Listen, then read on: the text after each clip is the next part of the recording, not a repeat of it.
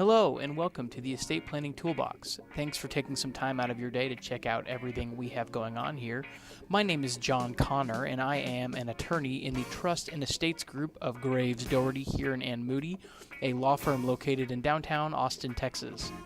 This podcast is a client-focused podcast covering various estate planning topics, including wills and trusts, powers of attorney, corporate entities such as LLCs and limited partnerships, probate administration, and everything in between. Thanks very much for stopping by.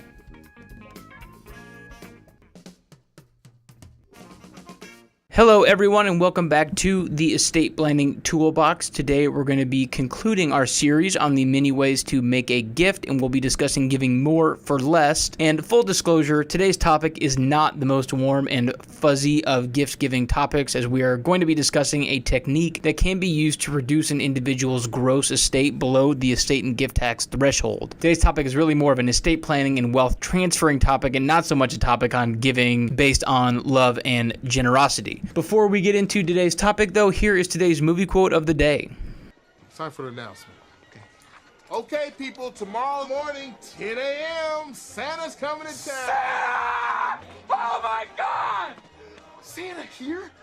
I know him. Obviously, that is from a Christmas movie and will be our last Christmas movie, as we are now past Christmas Day, and I hope that you had a very Merry Christmas.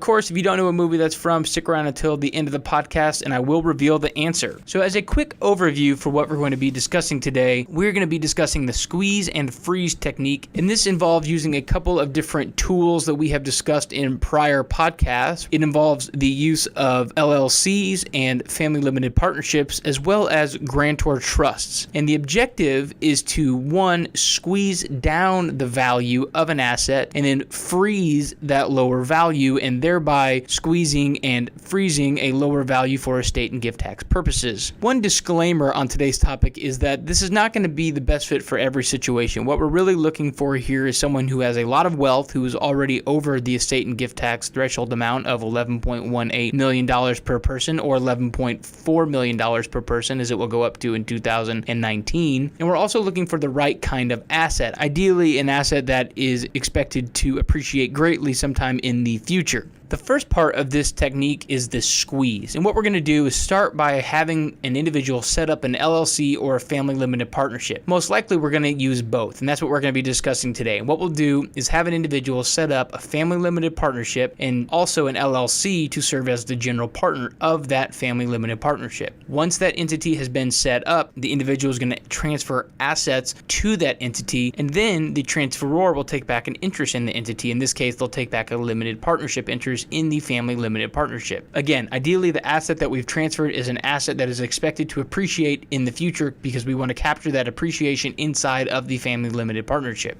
Now, the value of that underlying asset is going to be squeezed down by asset valuation discounts. That would be the lack of marketability and the lack of control discounts. We get the lack of marketability discount because limited partnership interests in family limited partnerships really don't have a market. No one's looking to buy those. So we're able to get a discount on that lack of marketability. The lack of control discount comes from a limited partner's inability to unilaterally wrap up the limited partnership, terminate the limited partnership, and distribute all the assets. So with the lack of marketability and the lack of control discounts, we're able to squeeze down the value of those assets. And the lack of marketability and the lack of control discounts can really range anywhere from 20 to 40%. And with those valuation discounts, we were able to squeeze down the value of the underlying assets inside the limited partnership. The discounts really result in a lower value of the partnership interest itself that's owned by the transferor. The actual value of the underlying assets is not going to change. What changes in the hands of the transferor is the value of their limited partnership interest. So for example, let's say that you transfer an asset worth $100 into a limited partnership and take back the limited partnership interest. Based on lack of marketability and lack of control, let's just say you get a 20% discount. Now you have an asset worth $80 while the partnership has that $100 asset. So you still have access to that $100 asset, but now you've squeezed down the value to $80. Now remember,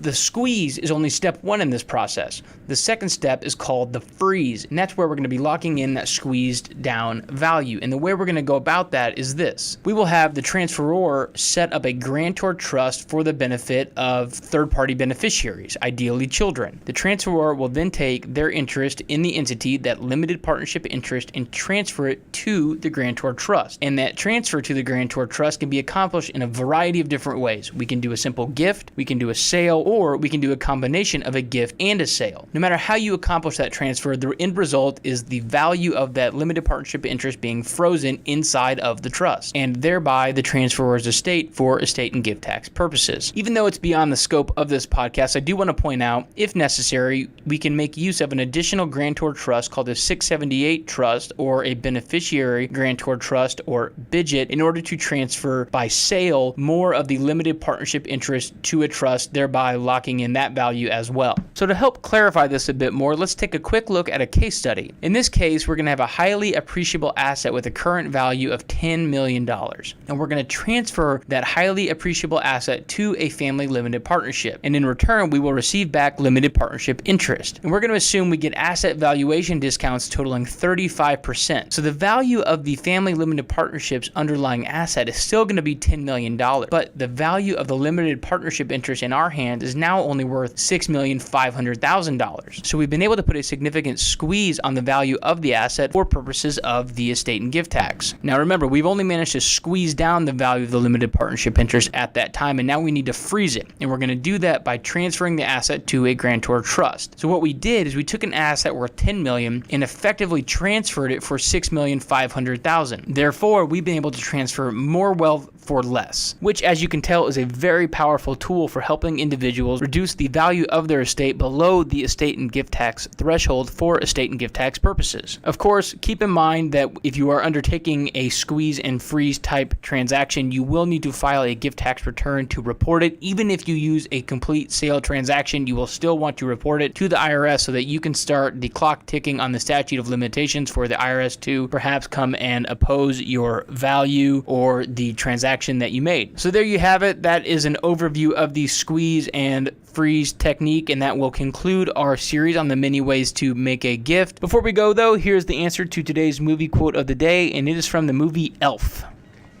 Okay, people, tomorrow morning, 10 a.m., Santa's coming to town. Santa! Oh my God! Santa here? I know him. I know him. As always, here is my contact information. If you have any questions or topics you want to see discussed on the Estate Planning Toolbox, please do not hesitate to reach out to me. We're going to be taking a week off during the New Year's holiday, but we'll be back soon after with more episodes of the Estate Planning Toolbox, so be sure to check back in soon. And as always, thanks very much for stopping by.